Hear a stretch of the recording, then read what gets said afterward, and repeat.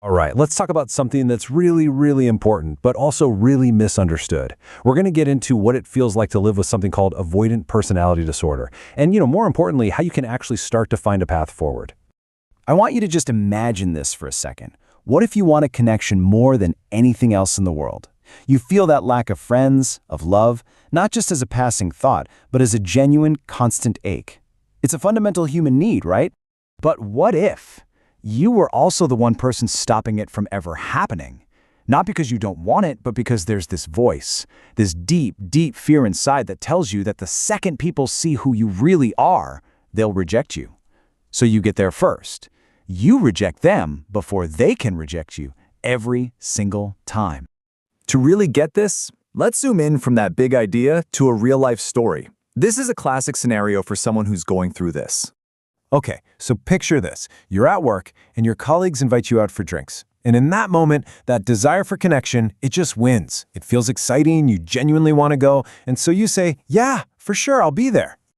But then, maybe a half hour before it's time to go, this wave of absolute dread just hits you. The thoughts start racing. What will I say? They'll think I'm awkward, they'll judge me, and it gets so overwhelming that staying home feels like the only safe option.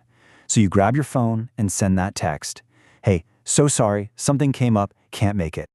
And that right there, that is the core of it. That whole cycle of wanting something so badly, then being terrified by it, and then avoiding it completely. That's the trap. That's avoidant personality disorder, or AvPD for short. So let's actually put a name and a real definition to this feeling. What exactly is AvPD? And maybe more importantly, how is it any different from just being really shy or an introvert? Well, the clinical definition calls it a pervasive pattern of social inhibition, feelings of inadequacy, and hypersensitivity to negative evaluation. Pervasive is the key word there. It touches everything. And that number, 1.5 to 2.5%, that might not sound like a lot, but that means tens of millions of people around the world are feeling this way, a lot of them totally alone, without even having a name for it. Now this is probably one of the most important distinctions we can make. An introvert chooses solitude because it recharges their batteries. They genuinely prefer it sometimes. But someone with AvPD is completely different. They intensely crave connection. They avoid people not because they want to, but out of a paralyzing terror of being rejected. For them, being alone isn't restorative. It's a painful, constant ache. Okay, so to get a really clear picture, the diagnostic manual that professionals use lists out 7 key criteria. To get a diagnosis, a person's experience has to line up with at least 4 of these. So let's just quickly walk through what these actually look like in day-to-day life. The key thing to see here is how these aren't just one-off feelings. They form a consistent pattern. We're talking about things like actively avoiding jobs that require a lot of teamwork, or turning down a promotion because, oh no, you'd have to manage people. It's holding back in relationships because you're terrified of being seen and then shamed.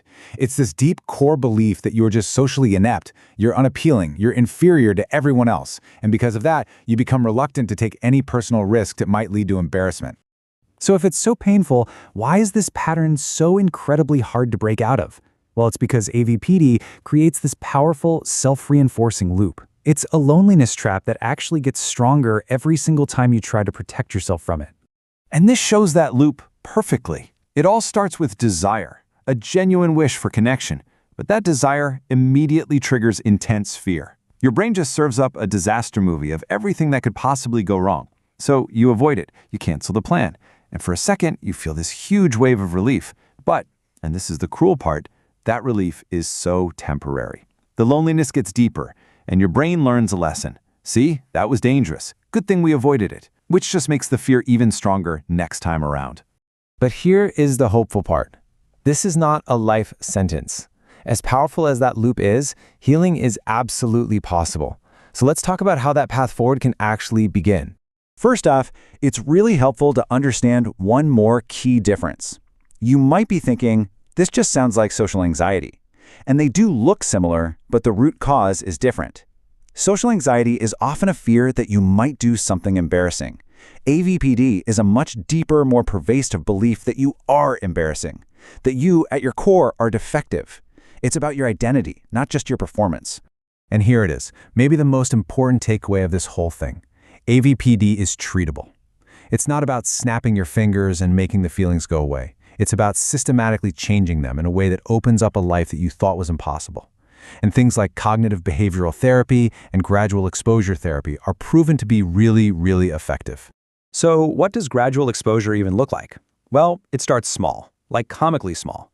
Week 1 might just be making eye contact with the cashier at the grocery store and saying one full sentence. It sounds like nothing, but it can feel like climbing a mountain. From there, you build on it. Stay 5 extra minutes at that party. And eventually, you work your way up to attending an event alone, without an escape plan. Each tiny step is a piece of evidence that fights back against the fear. And as you do this really powerful realization starts to click into place. It's this: most people are not obsessing over your flaws. Honestly, they're way too busy obsessing over their own. When you start to really truly believe that in your bones, everything can start to shift. So, if you've been listening to this and nodding along, if you're feeling that uncomfortable sense of recognition, it can feel pretty overwhelming. So let's make it simple. Let's make it actionable. Here's a 3-step plan to think about. First, just go back and look at those 7 signs. Be really honest with yourself. Do they form a consistent pattern in your life? Second, if they do, look for help from a specialist, a therapist who has real experience with what are called cluster C personality disorders. And third, maybe even today, identify and take one tiny, small social risk that you've been putting off. Just one. And please, remember this crucial idea. The goal, especially at first, is not to stop being afraid. That's too much pressure. The goal is simply to start collecting evidence, real, concrete proof that the story your fear has been telling you for so long is a liar. Which really brings us to the final thought I want to leave you with. At the very center of all this is a story. A story you tell yourself about who you are, what you're worth, and what you deserve. So the first question you need to ask is, where did that story even come from? And the second, more important question is this: is that story you've been carrying around actually true? Or is it just old? Is it a story you learned a long, long time ago to survive? A story that you've just never thought to question? Because those are two very, very different things.